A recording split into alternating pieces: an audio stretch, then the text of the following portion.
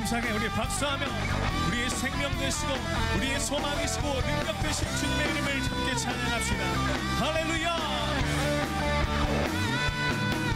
생명 주께 있네, 능력 주께 있네, 소망 주께 있네, 주 안에 있네.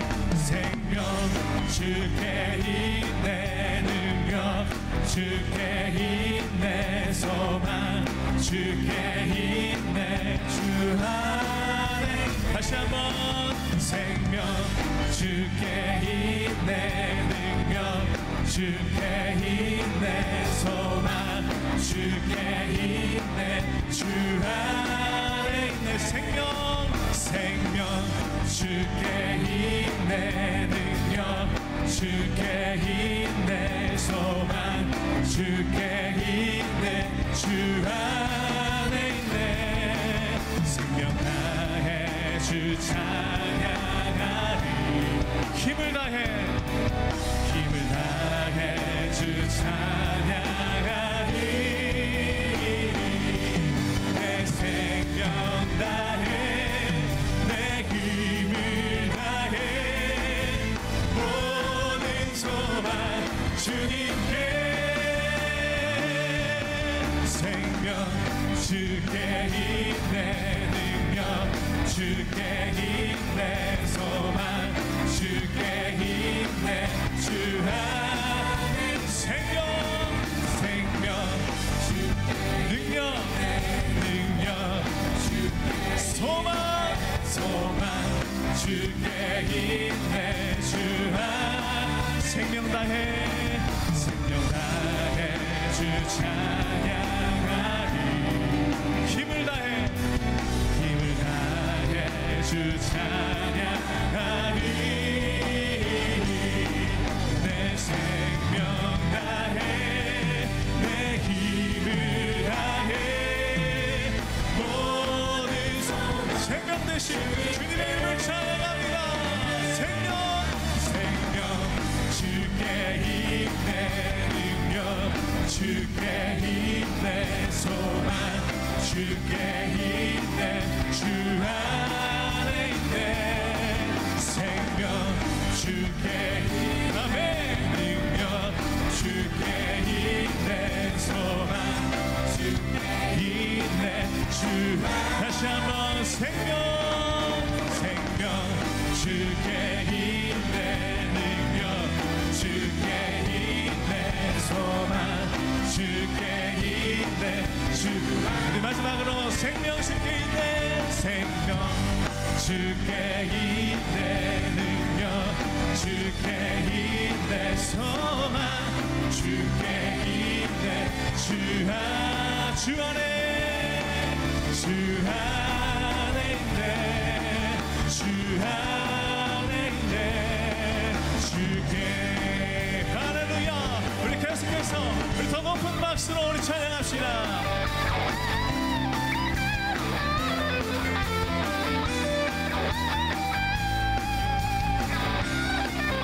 주 예수의 이름 높이세, 주 예수의 이름 높이세.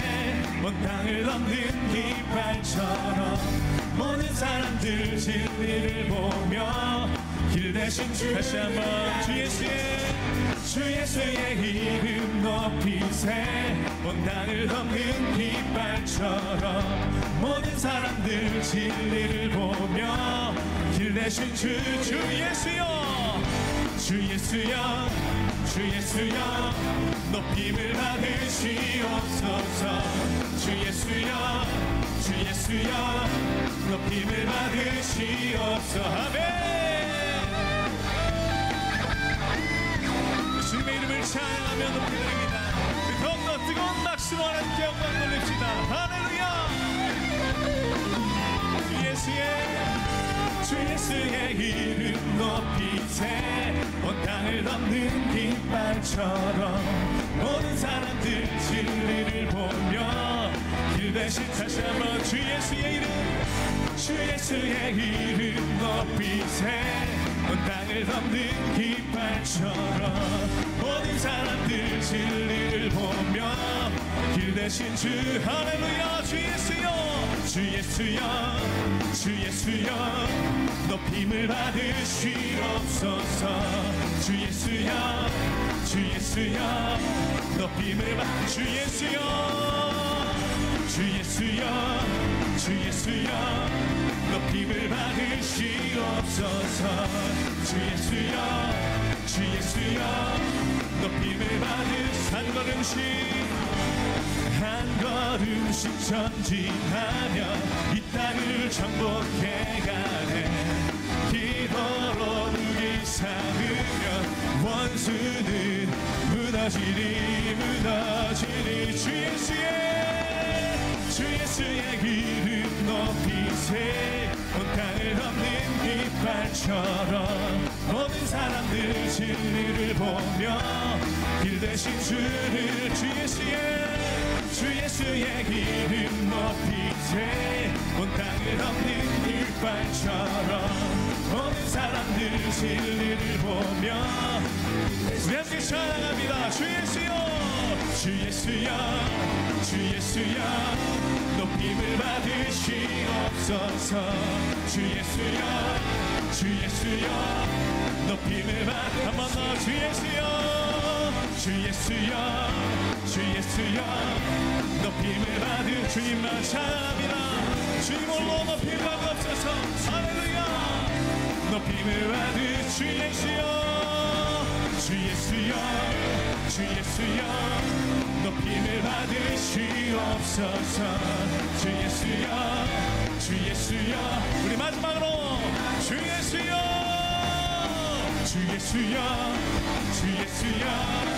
높임을 받으시옵소서 주 예수여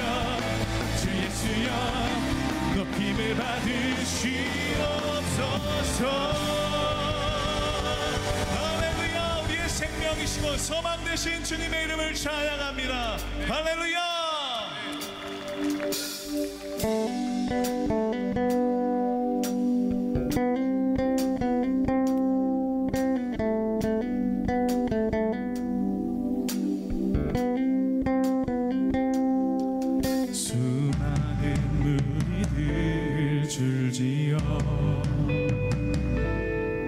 그분을 보기 위해 따르네 평범한 목수이신 그분 앞에 모든 무릎이 꿇어 경배하네 모든 문제들 하나하나 죽음까지도 힘을 잃고 생명의 근원 되신 예수 이름 앞에 모든 권세들 굴복하네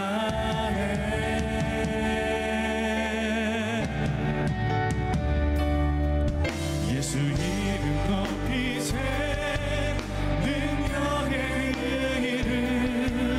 예수 이름 높이세 구원의 그 이름 예수 이름을 부르는 자 예수 이름을 믿는 자 예수 이름 앞에 나오는 자 복이 있도다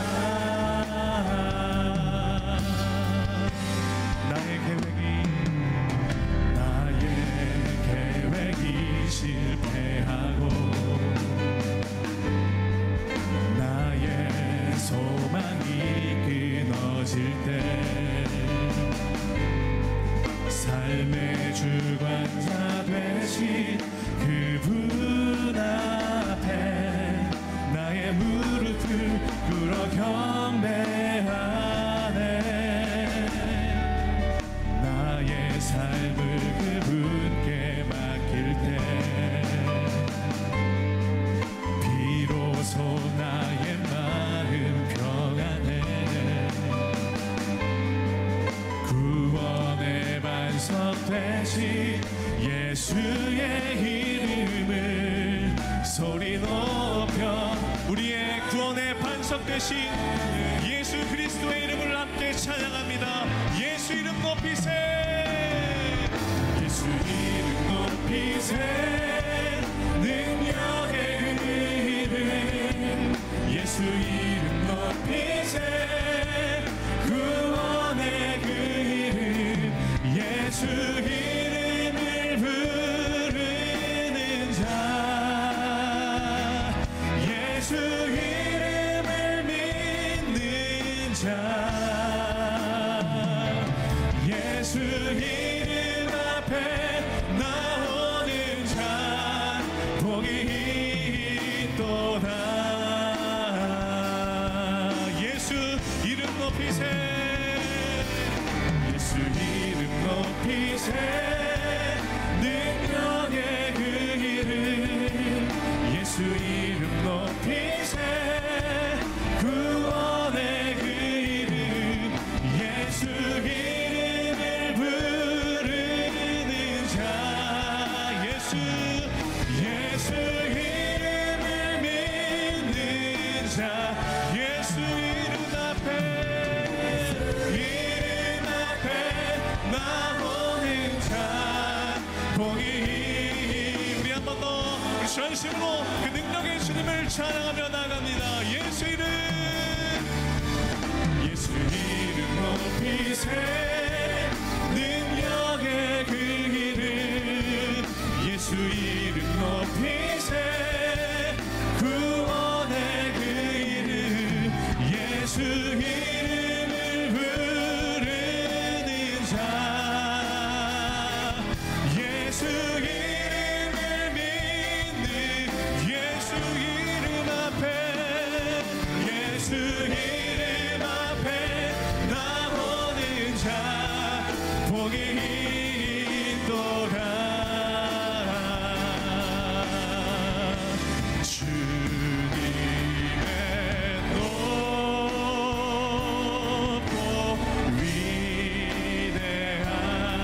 위대하심을 내 영혼이 찬양하네. 내 영혼이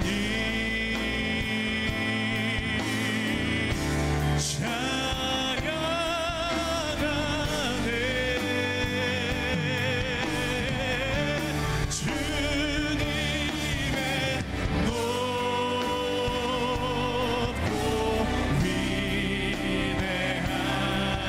위대하심을 내 영혼이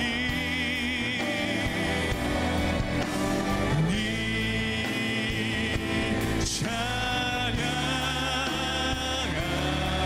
우리 목소리 높여 전심으로 찬양합니다. 주님의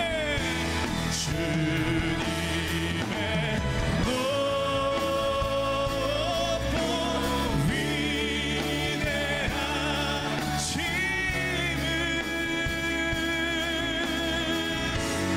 내 영혼이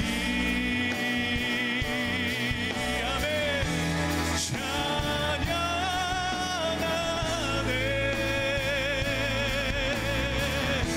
주님의 높고 위대하심을 내 영혼이 찬양하네. 내 영혼이 찬양하네.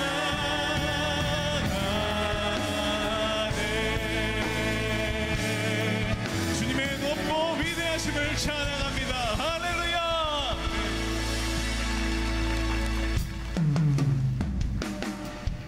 우리 다 함께 자리에서 일어나셔서 우리의 모든 찬송과 영광을 주님 앞에 올려드리며 나아갑시다.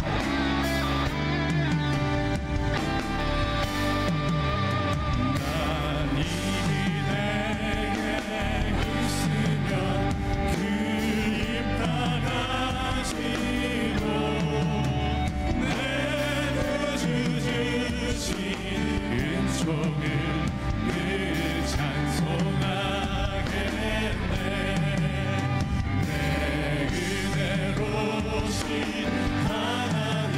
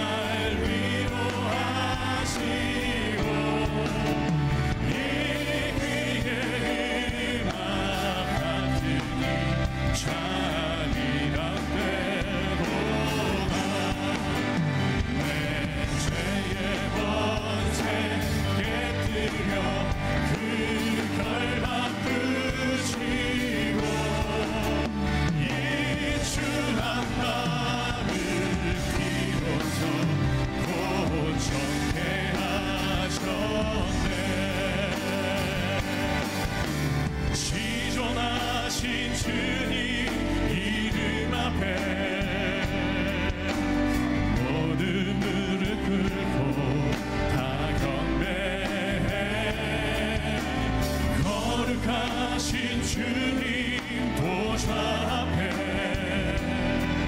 엎드려 절하세. 예수는 그리스도,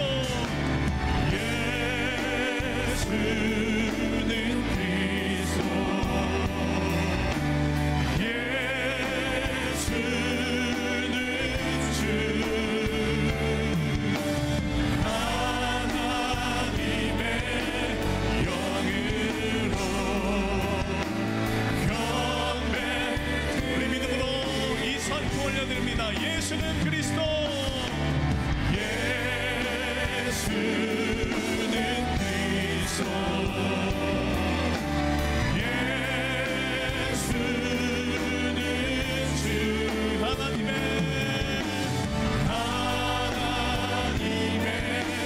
영으로 경배 드리리.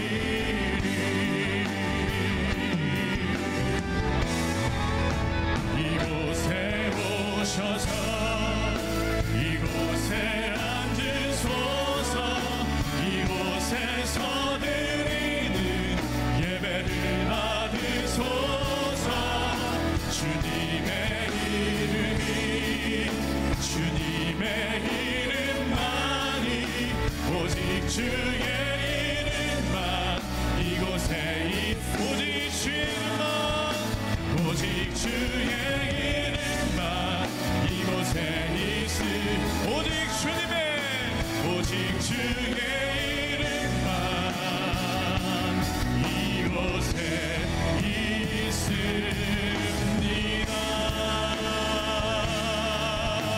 할렐루야. 우리 주님께 모든 감사와 영광의 박수 올려드립니다. 아멘. 다 함께 사도신경으로 신앙 고백하겠습니다.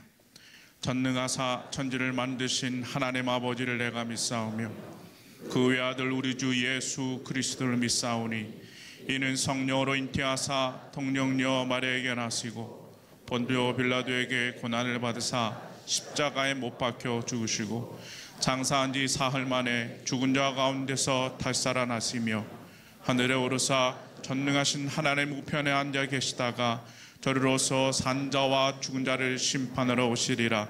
성령을 믿사오며 거룩한 공회와 성도가 서로 교통하는 것과 죄를 사하여 주시는 것과 몸이 다시 사는 것과 영원히 사는 것을 믿사옵나이다. 아멘. 찬송가 292장을 다 함께 부르겠습니다.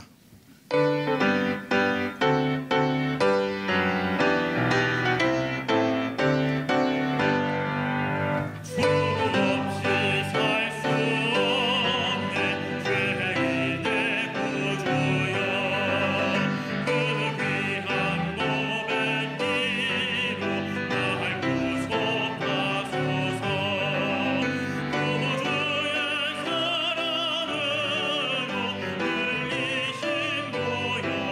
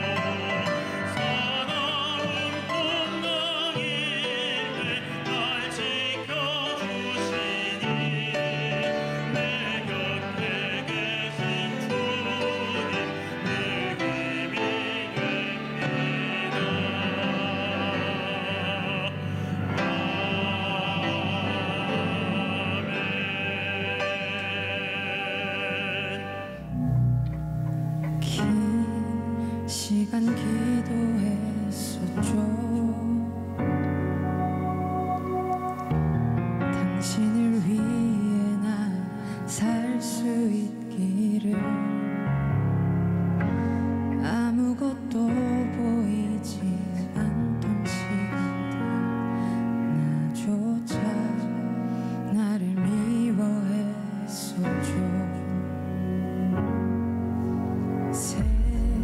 세상이 두려웠었죠.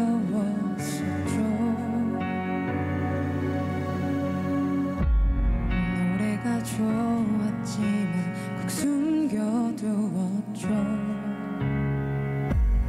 하지만 당신 안에서 자유함 얻었죠. 그 능력 안에서 이 노래는 십자가의 노래. 이 노래는 내가 살아있는 이유. 날 위해 십자가 지신 그 사랑 때문에 멈출 수 없죠. 이 노래를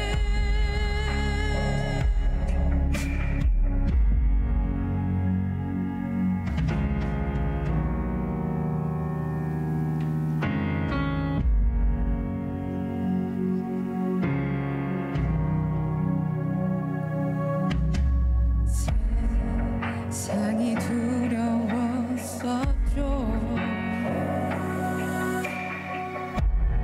노래가 좋았지만 꼭 숨겨두었죠.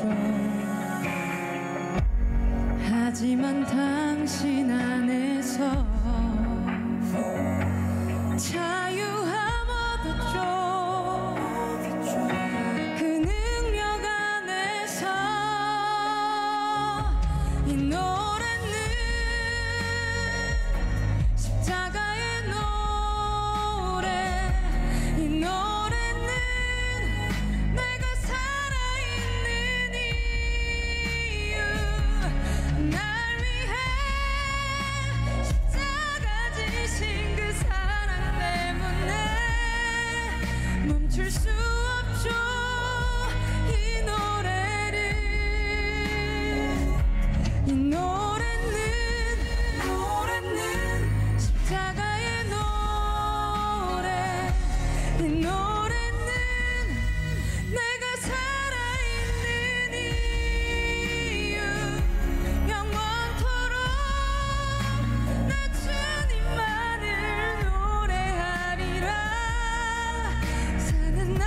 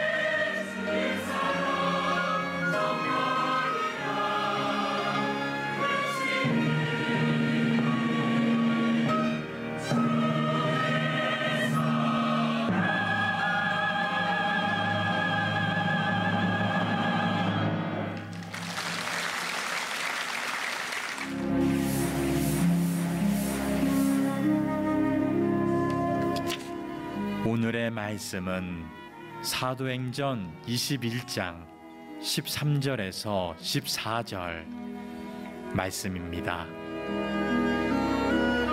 바울이 대답하되 여러분이 어찌하여 울어 내 마음을 상하게 하느냐? 나는 주 예수의 이름을 위하여 결박당할 뿐 아니라 예루살렘에서 죽을 것도 각오하였노라 하니 그가 권함을 받지 아니하므로 우리가 주의 뜻대로 이루어지이다 하고 그쳤노라. 아멘.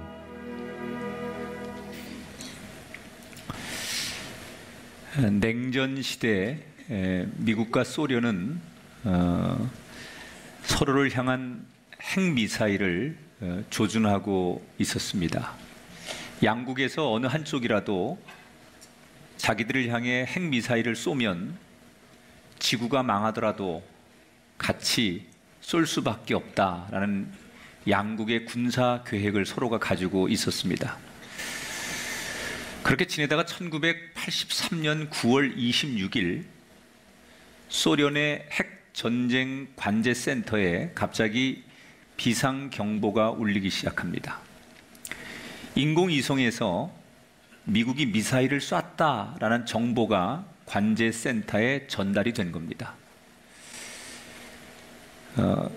관제센터에 그 보고된 보고에는 5발의 미사일이 지금 소련 영토를 향해 날아오고 있다, 이렇게 보고가 됩니다. 상상만 했던 이 상황이 실제로 펼쳐지게 되자 이 관제센터는 말 그대로 초비상이 걸리죠. 그런데 그때 소련의 관제센터의 담당자가 페트로프라고 하는 사람이었는데, 이 사람이 미사일 공격을 받았잖아요. 그러면 자기가 5분 안에 결정을 해서 자기네가 미국을 공격하도록 버튼을 눌러야 돼요. 그때 이 페트로프가 고민을 합니다. 내가 만약에 미사일 버튼을 누르면 지구는 멸망하는 거예요. 공격을 받았으니 당연히 자기들의 로드맵 속에는 버튼을 눌러야 됩니다. 그런데 순간적으로 이런 생각이 드는 거예요. 미국이 정말로 이 소련을 공격하려고 핵미사일을 쐈다면 왜 5발만 쐈을까? 이거 뭐가 좀 이상하다.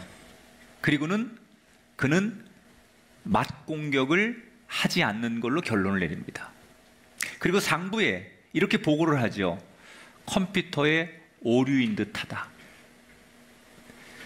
그의 기대대로 몇 분이 지나도 미사일은 소련 영토에 떨어지지 않습니다. 알고 봤더니 어떤 일이 생긴 거냐? 인공위성이 햇빛을 미사일의 발사 섬광으로 잘못 착각을 한 겁니다. 만약에 이 페트로프라고 하는 사람이 5분 전에 그 오류를 진실로 받아들여서 미사일 버튼을 눌렀다면 지구는 멸망의 길을 갔을 것이다. 페트로프라고 하는 사람은 결국 그때의 그 사건으로 강제로 소련에서 전역을 당합니다. 그리고 굉장히 힘들게 살죠. 그런데 뒤늦게 1998년 유엔으로부터 지구를 살린 공로를 인정받아 세계 시민상을 받게 됩니다. 여러분, 제가 이 페트로프라고 하는 사람의 그 에피소드를 왜 여러분에게 들려드리냐면, 우리의 인생은 크지는 않아도 우리의 운명, 우리의 가정, 우리의 미래를 좌우할 수많은 선택을 우리는 강요받고 있습니다. 인생의 성패는 무엇을 선택하느냐부터 시작이 됩니다. 한 인생이 또는 한 공동체가 지금 무엇을 선택하느냐가 그 사람의 행복과 불행을 결정하게 됩니다. 그런데 우리는 뭔가를 선택할 때 기준이 없어요. 때로는 내 감정, 내 생각, 누군가로부터 듣는 이야기, 다수의 이야기, 그 흐름, 이런 것들로 선택이 되다 보니 자기의 원칙, 철학, 또는 일관됨 이런 것들이 없기 때문에 그때그때마다 선택한 거에 대해서 돌아보면 수없이 후회할 때가 많다는 거예요. 갈림길에 섰을 때 무언가를 선택해야 한다면 그리스도인은 세상과 다르게 어떤 기준으로 무엇을 선택해야 할까? 오늘 사도행전 21장은 인간이 살아가면서 양 갈림길에서 선택을 해야 한다면 어떤 기준이 있어야 할 텐데 그 기준이 무엇이어야 하는가를 오늘 하나님 우리에게 제시하고 있습니다. 자, 지난 시간에 바울이 에베소 교인들에게 고별 설교를 하지요. 사실 바울은 지금 유럽에서 유대인이 아닌 이방인들을 전도하고 이방인들 중심으로 교회를 많이 세웠습니다. 그리고 예루살렘이 흉년으로 어렵다는 이야기를 듣고 선교 헌금을 모금해서 유럽에서 모은 그 돈을 아시아에 있는 예루살렘에 전달하기 위해서 지금 예루살렘으로 가고 있는 거예요. 그래서 오늘 성경에 보면 그 예루살렘으로 가는 바울의 여정을 아주 자세하게 소개합니다.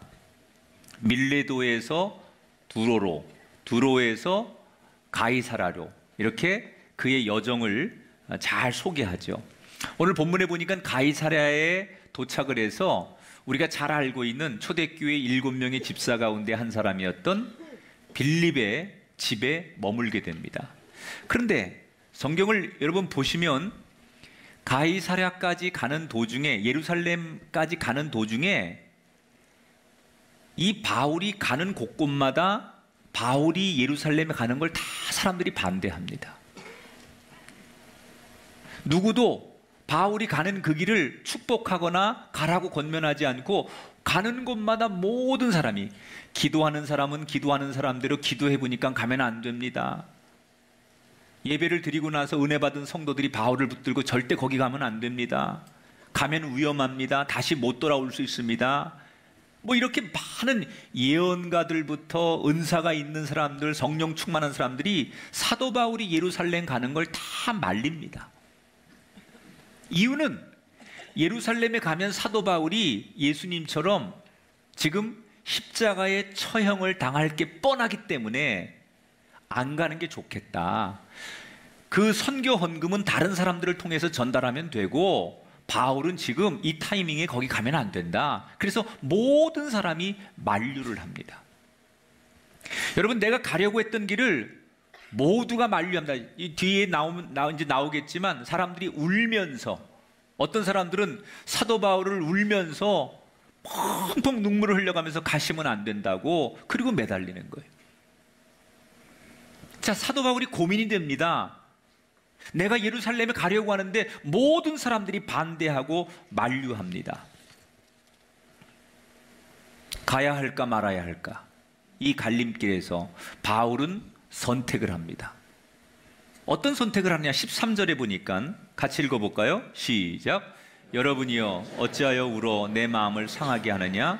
나는 주 예수의 이름을 위하여 결박당할 뿐 아니라 예루살렘에서 죽을 것도 각오하였노라.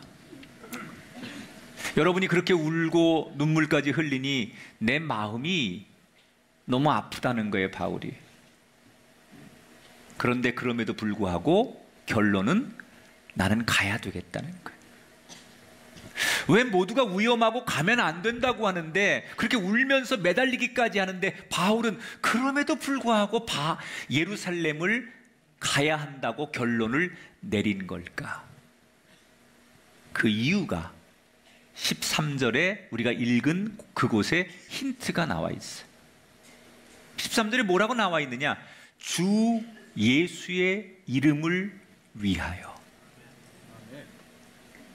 내가 가느냐 안 가느냐에 대한 선택이 내가 안전하고 내가 안전하지 않으냐, 내가 행복하고 불행하느냐, 무슨 이익이 있느냐, 그게 아니라 바울이 선택한 이 갈림길에서 선택의 기준은 뭐냐?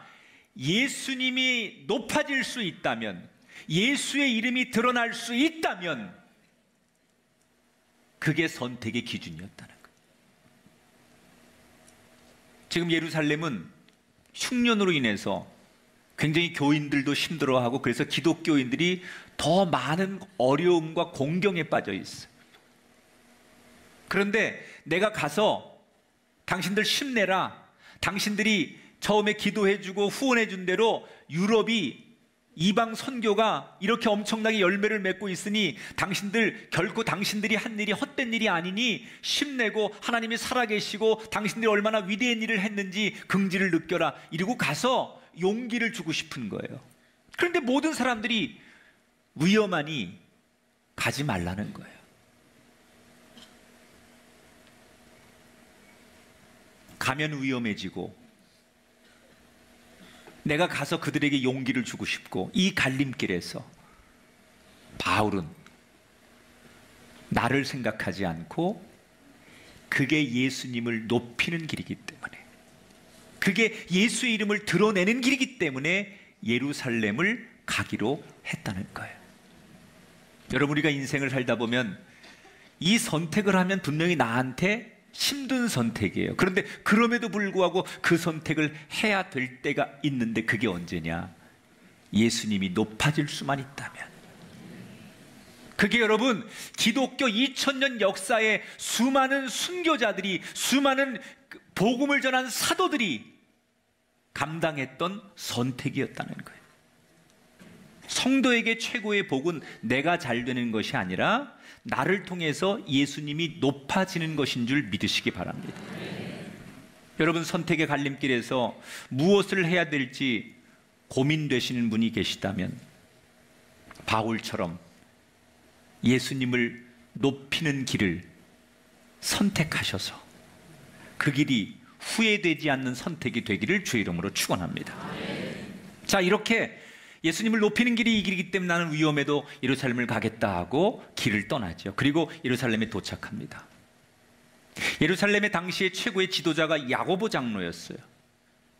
그 야고보 장로와 지도자들에게 유럽에서 지금 얼마나 부흥이 일어나고 얼마나 교회가 예수 믿는 사람들이 많아지는지를 쭉 선교 보고를 하는 거예요.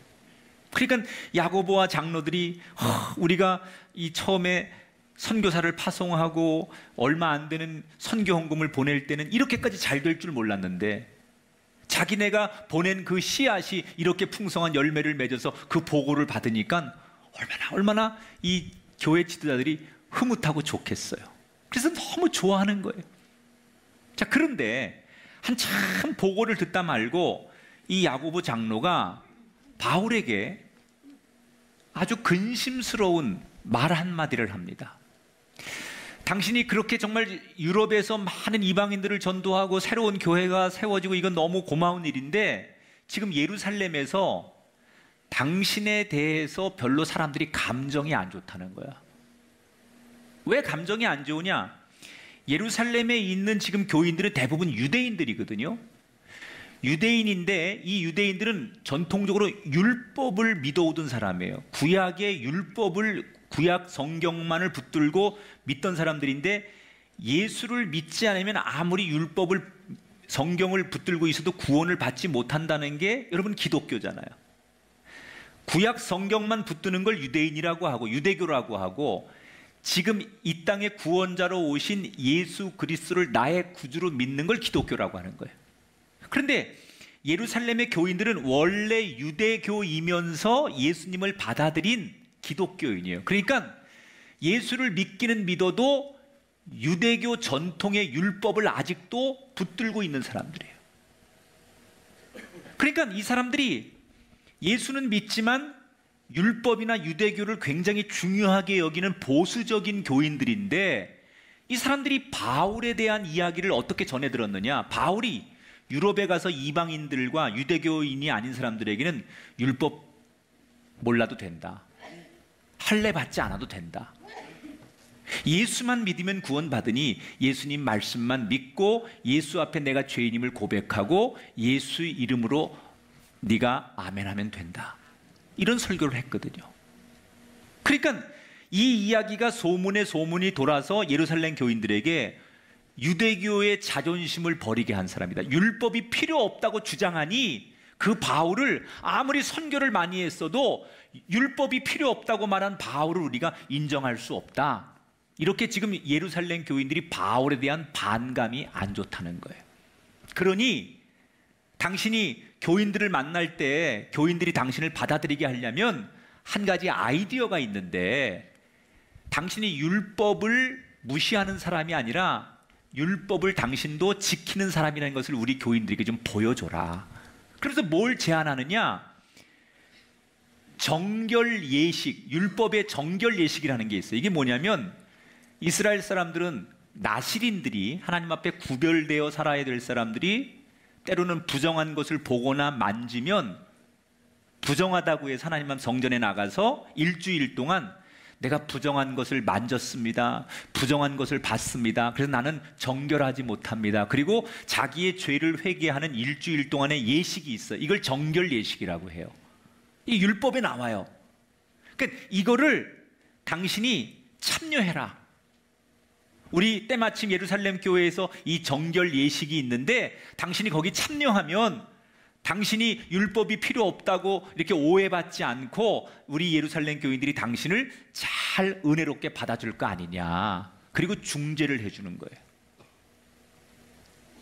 여러분, 바울의 입장에서는 이게 굉장히 자존심 상하는 일이죠. 왜냐하면 당시에 바울은 최고의 신학자요, 최고의 설교가요, 최고의 목회자예요. 바울이 율법 필요 없다고 설교했어요.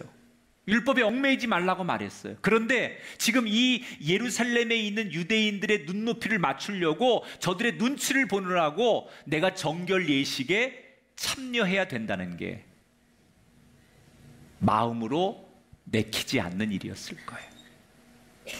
자, 한쪽에서는 좋게 좋게 합시다, 그러니 정결 예식에 참석하십시오 라는 쪽 제안과 나는 내 소신대로 하겠다라고 하는 자기의 의지와 이 두 가지의 갈림길에 또 서게 되는 거예요. 바울이 뭘 선택할까요? 26절 볼게요. 바울이 선택한 길. 바울이 이 사람들을 데리고 이튿날 그들과 함께 결례를 행했다. 그 야고보 장로가 제안한 대로 율법을 지키는 모습을 보여줬다는 거예요. 왜 자존심 상하는 이 일을 내려놓고 바울은 그들에게 충돌하지 않으려고 율법을 지키는 모습을 보여준 걸까?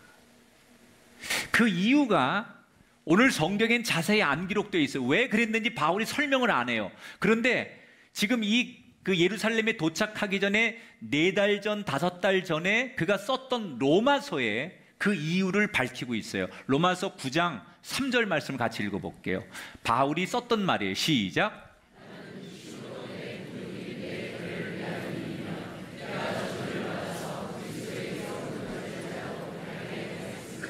자, 이게 무슨 얘기냐면 나는 내 민족, 내 동족이 구원받을 수만 있다면, 한 영혼만이라도 구원할 수 있다면 내 자존심, 내 이름, 내 명예 기꺼이 내려놓을 수 있다, 이런 말이에요. 내 자존심, 내 명예가 중요하지 않다는 거예요. 바울에게 더 중요한 기준이 있었어요. 그게 뭐냐? 어떻게 하면 한 영혼이라도 살릴 수 있을까?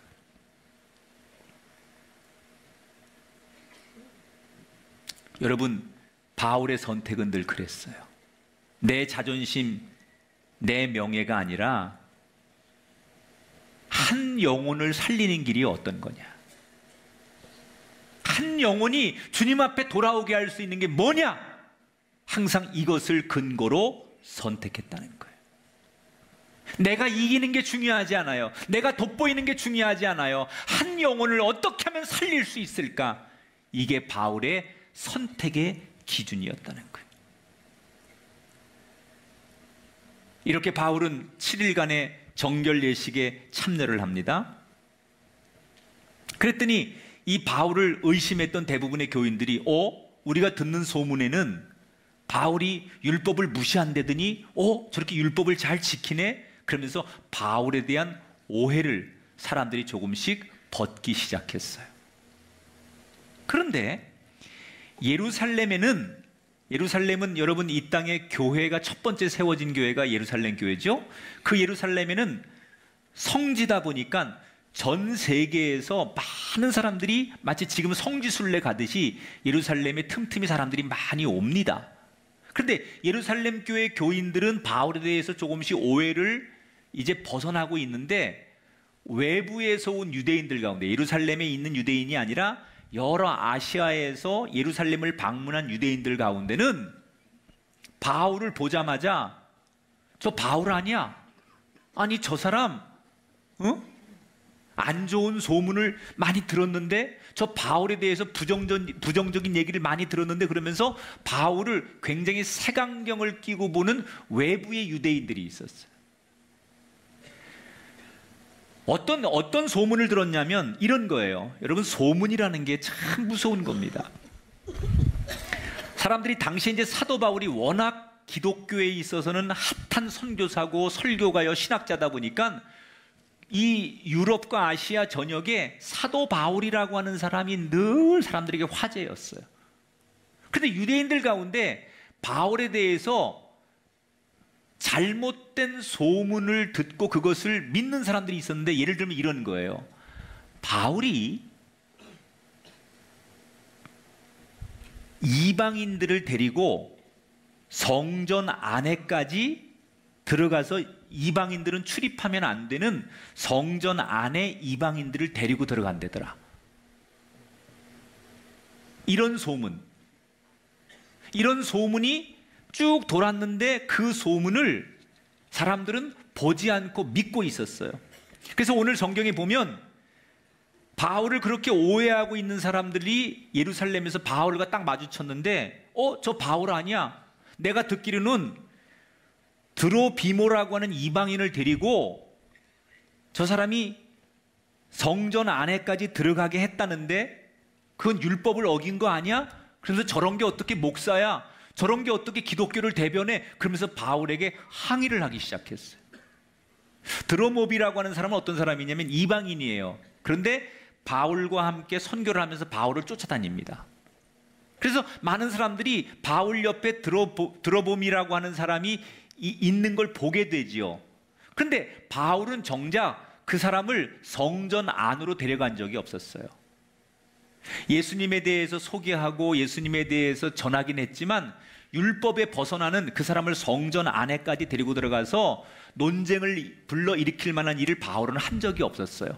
근데 사람들은 늘 바울 옆에 그 이방인이 있었기 때문에 아마도 성전에까지 데리고 가서 율법을 어겼을 것이다, 이렇게 추측하는 거예요.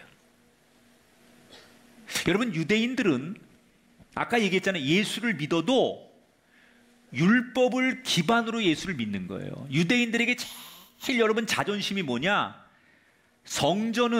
유대인들에게 성전은 어떤 것이냐? 하나님이, 그 우주 만물을 창조하신 가장 위대한 하나님이 자기 민족과 자기들을 만나주는 유일한 장소가 성전인 거예요.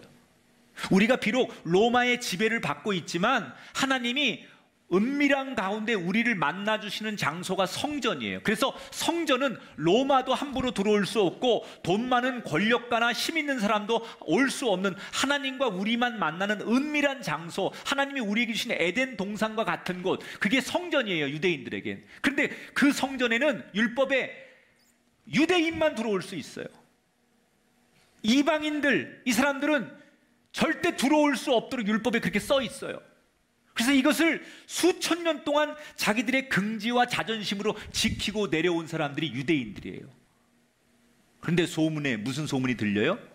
자기들의 자존심인 성전에 이방인들을 출입시키게 한 장본인이 바울이라는 거예요. 그래서 사람들이 바울을 보자마자 당신 성전에 부정한 이방인을 출입시키고 그랬다며, 그리고 따지기 시작합니다. 그 바울이, 난 그런 적이 없다고. 사실 바울은 그런 적이 없거든요. 누가 그러냐고. 내가 율법을 어겨가면서까지 성전 안에 이방인을 출입시킨 적이 없는데, 난 그런 적이 없는 사람들은 바울의 진심을 받아들이지 않아요. 그리고 오히려 바울이 거짓말을 한다고 바울에게 달려들어서 바울을 성전 안에서 폭행하기 시작합니다. 그래서 무참히 바울이 그 성전 안에서 같은 유대인들에게 폭행을 당해서 완전히 얼굴이 피투성이가 돼가지고 쓰러지게 됩니다.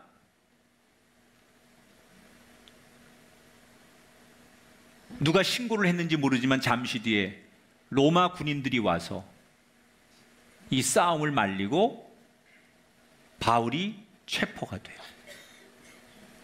자, 지금 제가 드리는 이 말씀이 성경에 나오는데 바울은 정말 억울했어요. 내가 일방적으로 많은 사람들에게 얻어맞은 것도 억울했지만 사실을 이야기했는데도 자기를 거짓말쟁이로 몰린 것은 더 억울했을 거예요.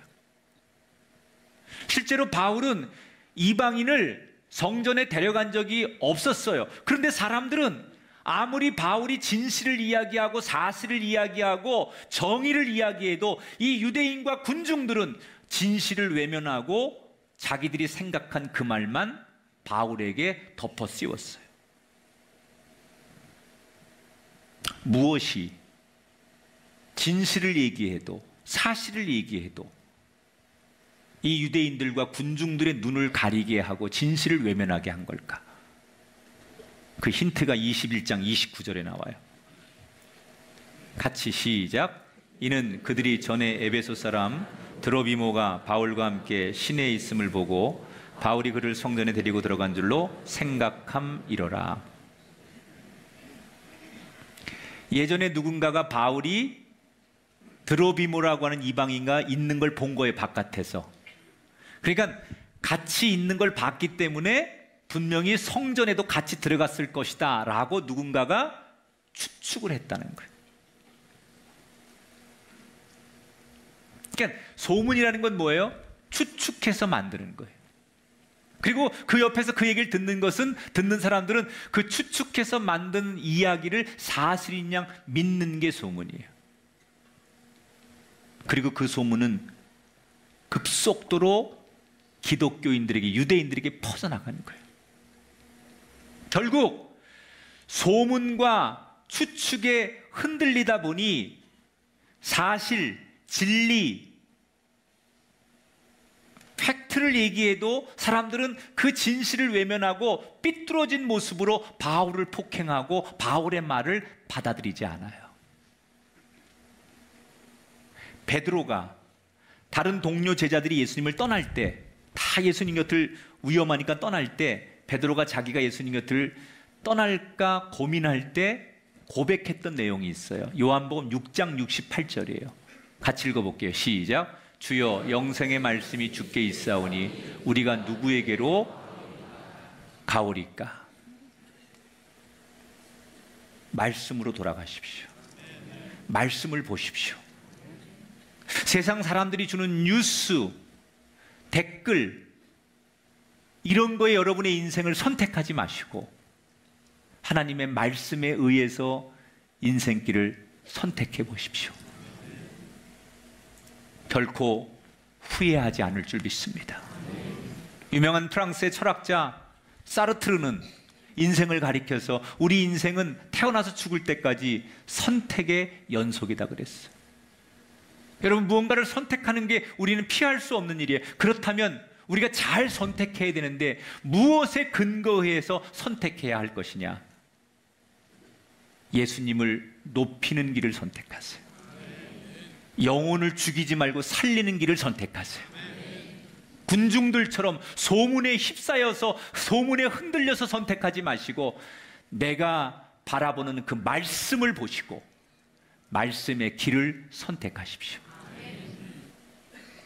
우리는 살아오면서 항상 후회하잖아요.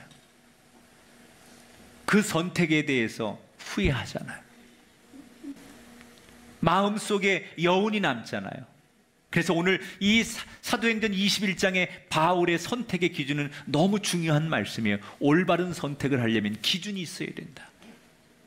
그 기준이 영혼을 살리고 주님을 높이고 말씀에 근거한 선택이 될 때 여러분 인생이 후회하지 않는 승리의 인생이 될 줄 믿습니다. 모두 바울처럼, 그리고 하나님이 축복하실 만한 아름다운 선택의 길을 걸어가시고 거기 열매가 임하는 저와 여러분이 되기를 주의 이름으로 축복합니다.